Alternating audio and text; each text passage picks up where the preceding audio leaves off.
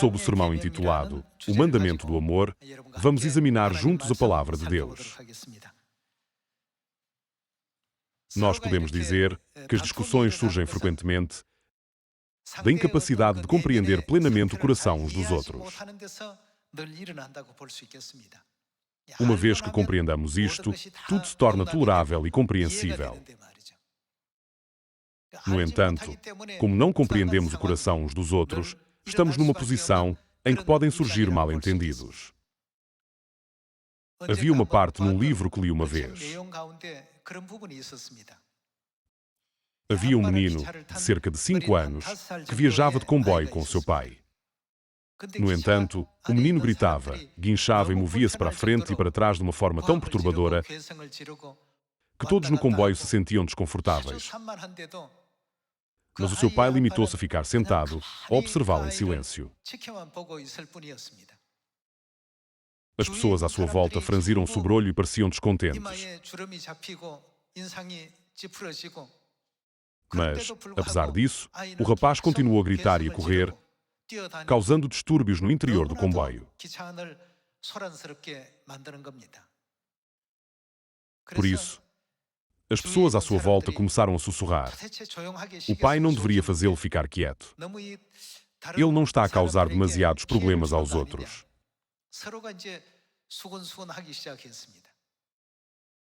No entanto, o pai limitou-se a olhar fixamente para o seu filho que corria e gritava.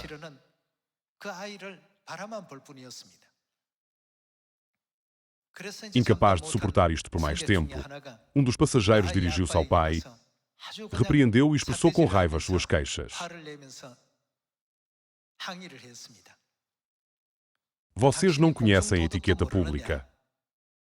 Como pode permitir que o seu filho haja de uma forma que deixa todos os passageiros do comboio tão desconfortáveis? Por favor, faça algo para o fazer parar de gritar. No entanto, o pai do menino limitou-se a olhar fixamente para o nada, apenas para o menino. Ficando ainda mais zangado, ele levantou a voz ainda mais alto para o pai. Outro passageiro, que estava a observar de lado, também se juntou a ele.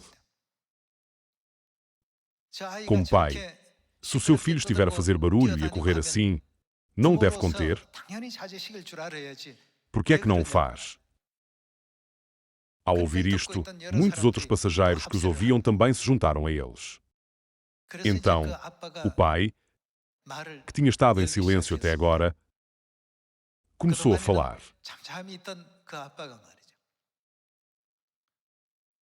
A mãe da criança morreu num acidente de viação.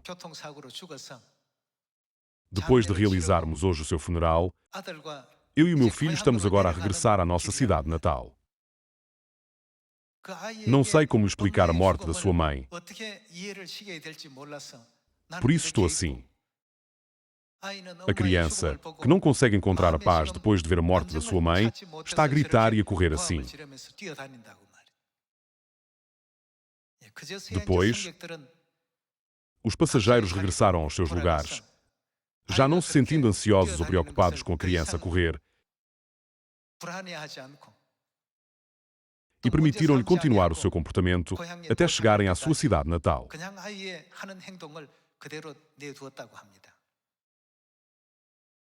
Assim, julgamos alguns assuntos rapidamente. Se compreendermos precisamente porque é que a outra pessoa está a fazer o que ela está a fazer, tudo pode ser perdoado, tudo pode ser abraçado e tudo pode ser compreendido.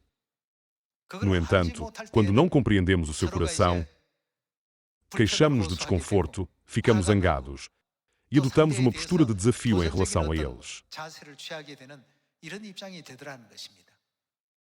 Quando olhamos para dentro do coração um do outro, há muito espaço para compreender tudo.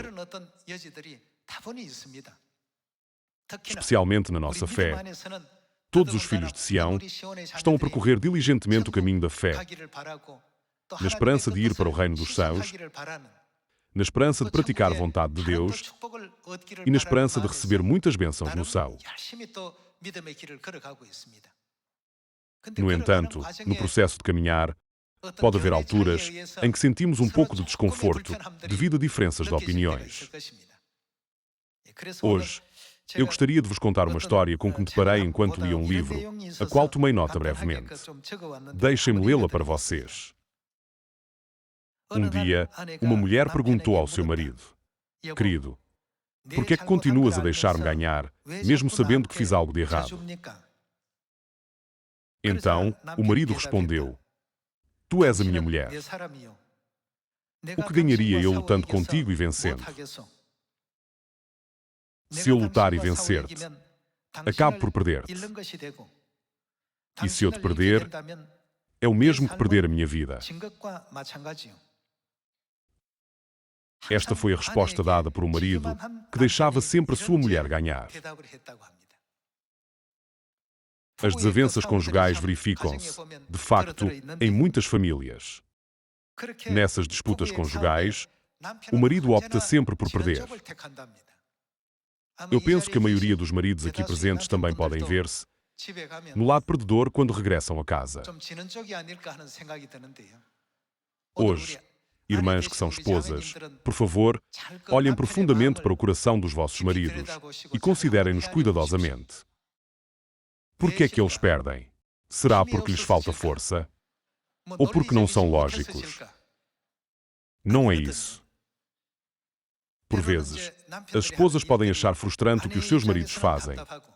E os maridos podem achar frustrantes muitos aspectos das suas esposas. Mesmo que ambos se sintam frustrados, os maridos consideram: se eu lutar e te vencer, como é que isso afetará os teus sentimentos? Então, como resultado, acabarei por te perder. E se eu te perder, essa batalha não passa de uma perda. É por isso que se diz frequentemente que os maridos são aqueles que geralmente optam por perder desde o início. Há mais algumas linhas escritas sobre a vida de um homem. Os homens perderão os seus empregos se ganharem uma discussão contra o seu patrão e perderão a oportunidade de ganhar dinheiro se ganharem uma discussão contra um cliente.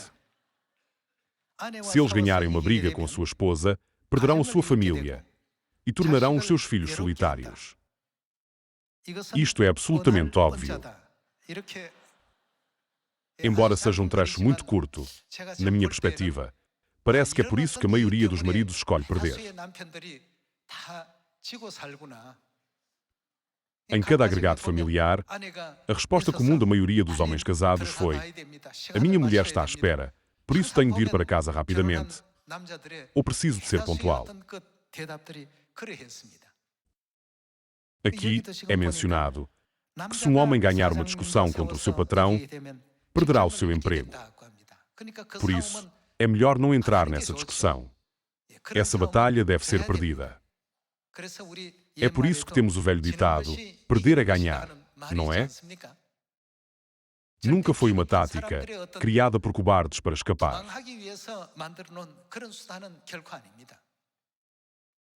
Há uma intenção maior por detrás das ações dos maridos. Como não havia nada escrito sobre as esposas no livro, eu li apenas a parte sobre os maridos. Dizem que é assim que as vidas invisíveis dos homens se parecem. No trabalho, devem ceder aos seus patrões e aos seus clientes. E quando regressarem a casa, devem ceder às suas esposas. Eles escolhem uma vida em que devem ceder, sem outra escolha senão perder. Então, será que a escolha feita pelos maridos é de facto errada? Absolutamente não. Isso é porque é a vida que vence. Ao ler isto, eu ponderei: e a nossa igreja? Na igreja, por exemplo, se houver uma diferença de opinião entre um detentor de um título e os membros, como é que o detentor de um título deve tratar os membros? Se as mesmas situações que ocorrem em casa forem aplicadas à igreja, quando um detentor de um título vence os membros, ele ou ela perderá os membros. Uma alma que Deus salvou meticulosamente considerada mais preciosa do que o mundo, acabará por se perder, devido a essa própria vitória. É por isso que Deus nos deu os ensinamentos, para sermos pacientes e amarmos uns aos outros, dando-nos este mandamento do amor. Quando alguém não cumpre as suas obrigações, ou quando alguém age de forma inadequada, tendemos a criticá-lo fortemente. No entanto, no final, perderemos muito mais. Através deste momento de hoje, vamos refletir mais uma vez sobre o porquê de Deus nos ter dado o mandamento do amor.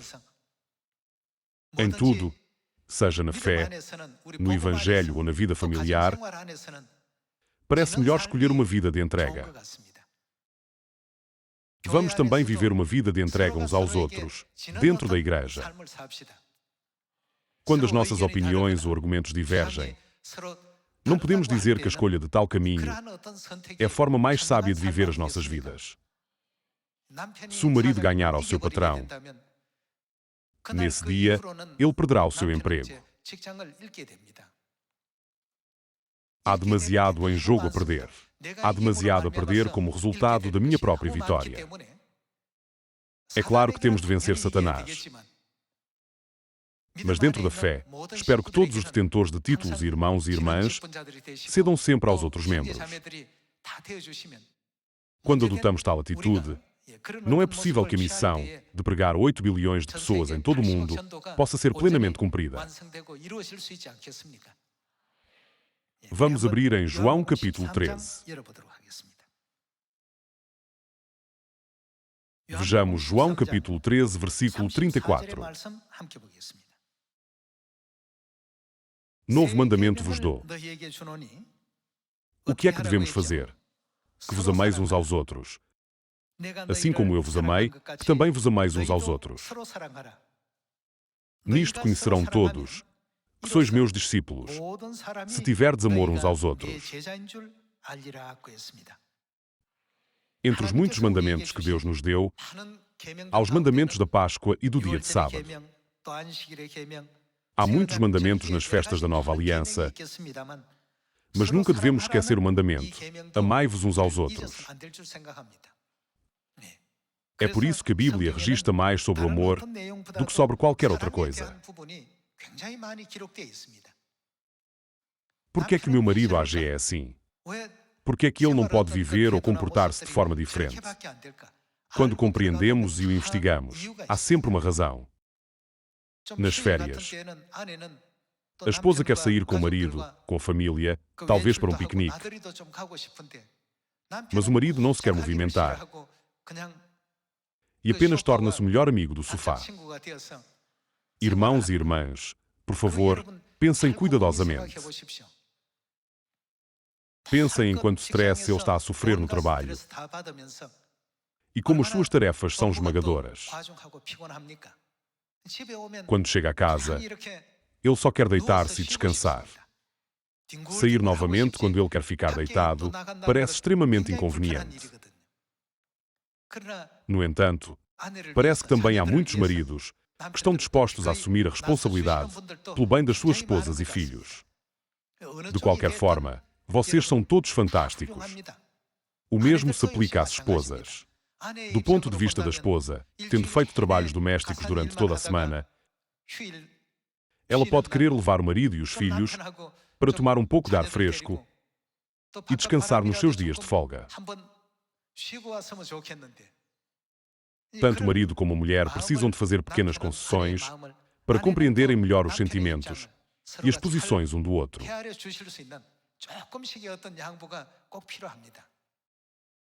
Portanto, o que é que Deus disse? Não era para ser unilateral. Deus disse: amai-vos uns aos outros. Maridos às suas esposas, esposas aos seus maridos, e da mesma forma, entre irmãos, A para B e B para A. Nós precisamos de fazer um esforço para compreender as perspectivas uns dos outros e olhar mais profundamente. Os passageiros descobriram que os gritos da criança e a corrida para cima e para baixo no corredor do comboio resultaram do facto de ter testemunhado a morte da sua mãe a qual tinha deixado inquieto.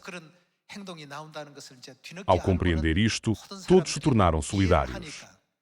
Se nos entendermos, tornamos-nos amigos. Mas o que acontece se nos entendermos mal? Tornamos-nos inimigos durante muito tempo. Na igreja, há sempre irmãos de várias origens, irmãs que cresceram em circunstâncias diferentes. Todos se reuniram para formar uma comunidade, esforçando-se e trabalhando arduamente para entrarem juntos no reino eterno dos céus, e ajudam-se uns aos outros, liderando na frente e empurrando na retaguarda. Não é isso que estamos a fazer. Nesta perspectiva, nem todos podem ser exatamente como eu. Nem tudo é absolutamente igual. Uma vez que as coisas não são iguais, nunca devem pensar: fico zangado porque não fazem as coisas à minha maneira. Se nós considerarmos primeiro a perspectiva da outra pessoa, podemos pensar: isso é compreensível. E é por isso que, embora a criança esteja a causar alvoroço e rebuliço no comboio, todos os passageiros permanecem quietos e pacientes, certo? Portanto, se todas as nações do mundo praticarem fielmente o mandamento, como eu vos amei, assim deveis amar uns aos outros, estou convencido de que o Evangelho será certamente pregado em Samaria e até aos confins da terra. Passemos ao livro de 1 João, capítulo 4. Vejamos 1 João, capítulo 4, versículo 16. E nós conhecemos e cremos no amor que Deus tem por nós. Deus é amor. E aquele que permanece no amor, permanece em Deus, e Deus nele. Nisto é em nós aperfeiçoado o amor, para que, no dia do juízo, mantenhamos confiança. Pois, segundo Ele é, também nós somos neste mundo. No amor não existe medo. Antes, o perfeito amor lança fora o medo. Ora, o medo produz tormento. Logo, aquele que teme não é aperfeiçoado no amor. Nós amamos porque Ele nos amou primeiro. Se alguém disser, amo a Deus, e odiar a seu irmão, é mentiroso. Pois aquele que não ama a seu irmão, a quem vê, não pode amar a Deus, a quem não vê. Ora, quem nos deu esta ordem? Temos, da parte dele, este mandamento: que aquele que ama a Deus ame também a seu irmão. Irmãos e irmãs, vocês querem ser amados, certo? Não querem todos receber o amor de Deus? Então, este mandamento é considerado uma obrigação entre os irmãos e irmãs. Nós temos certamente de o fazer acontecer. Por isso, em Sião, todos devem saber ser atenciosos, ceder, compreender e ser tolerantes uns com os outros. Os mesmos princípios devem também ser aplicados no seio das nossas famílias. Todos são pacientes e suportam sem dizer uma palavra.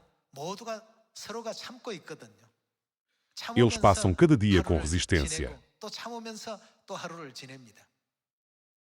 Como vimos anteriormente, há uma razão pela qual o marido é paciente. Se o marido vencer a sua mulher,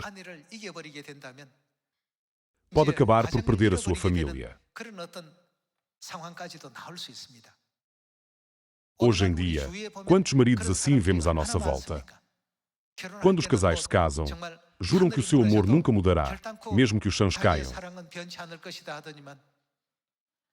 Mas com o passar do tempo, quantos casais vemos à nossa volta a separar-se passado apenas um mês ou dois?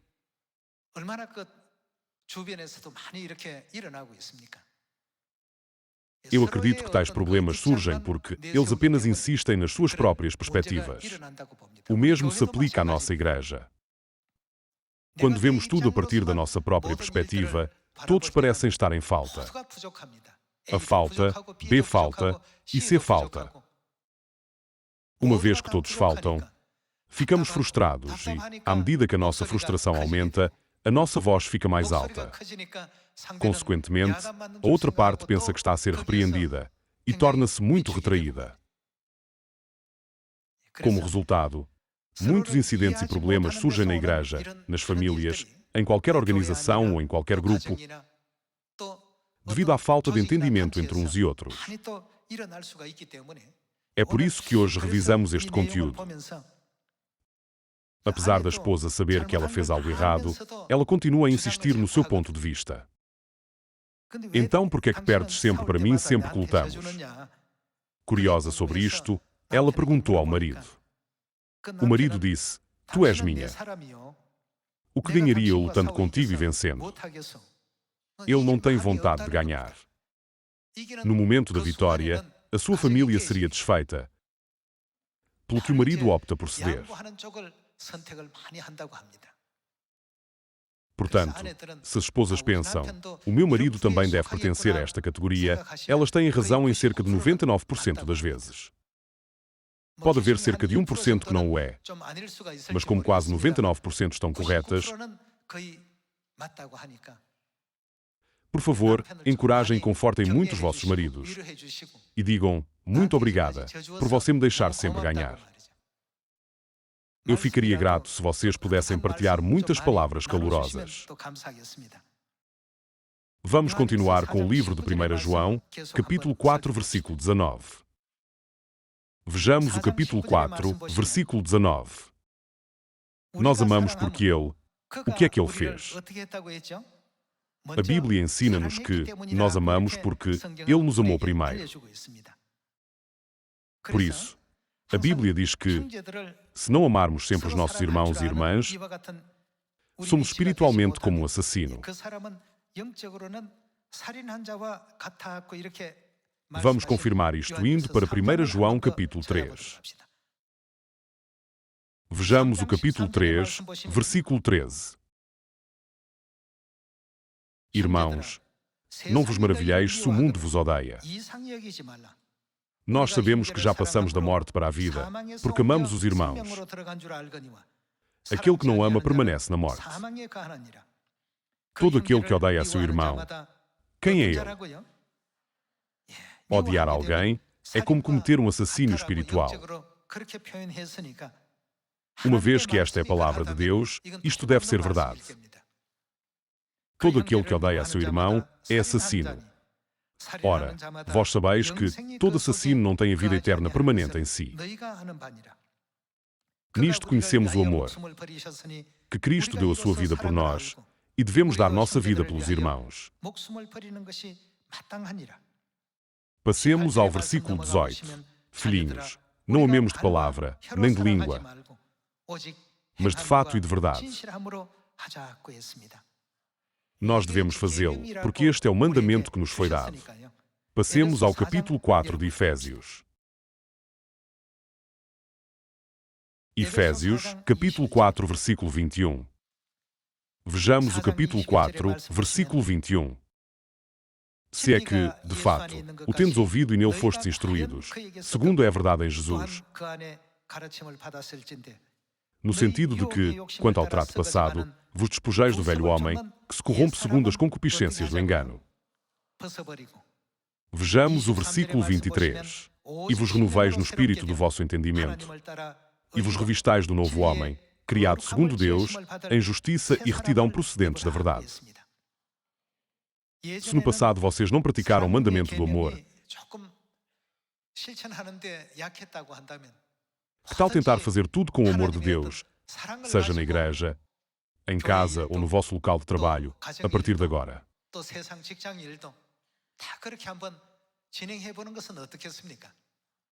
É porque este é o mandamento.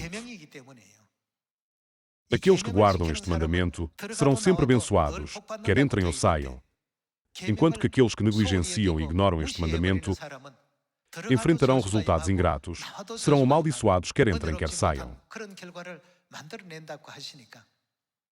Por isso, façamos todos os esforços para nos tornarmos naqueles que guardam o mandamento do amor dado por Deus, despindo-nos do velho homem e vestindo-nos do novo homem.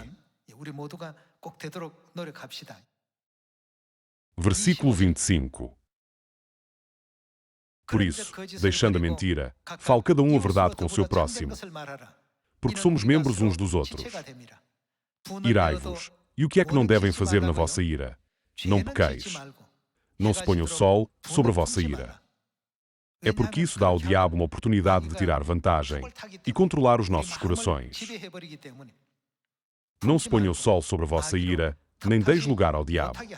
Vejamos o versículo 29. Não saia da vossa boca nenhuma palavra torpe, e sim unicamente a que for boa para edificação, conforme a necessidade, e, assim, transmita graça aos que ouvem. E não entristeçais o Espírito de Deus, no qual fostes selados para o dia da redenção. Longe de vós, de que nos devemos livrar, toda amargura, e cólera, e ira, e gritaria, e blasfêmias, e bem assim toda malícia. Deus deseja isto de nós. Nós deveríamos ser capazes de deitar fora todas estas coisas. No passado, poderíamos ter agido por ignorância, pensando que eram de Deus. Agora, deixemo-las de lado e usemos apenas o que pertence a Deus. O amor vem de Deus. Por esta razão, a Bíblia ensina-nos que aqueles que escolhem o amor podem sempre vencer, podem sempre ser abençoados, podem sempre alcançar a felicidade, podem sempre ganhar a paz e serão guiados no caminho para o reino dos céus. Longe de vós, toda amargura, e cólera, e ira, e gritaria, e blasfêmias, e bem assim toda malícia. O que diz o versículo 32? Antes, sede uns para com os outros benignos, compassivos, perdoando-vos uns aos outros, como também Deus, em Cristo, vos perdoou. Nós devemos fazer exatamente como Ele fez. Este é o pedido do pai e o pedido da mãe. Nós temos de o fazer para podermos pregar o Evangelho, que se baseia fundamentalmente no amor.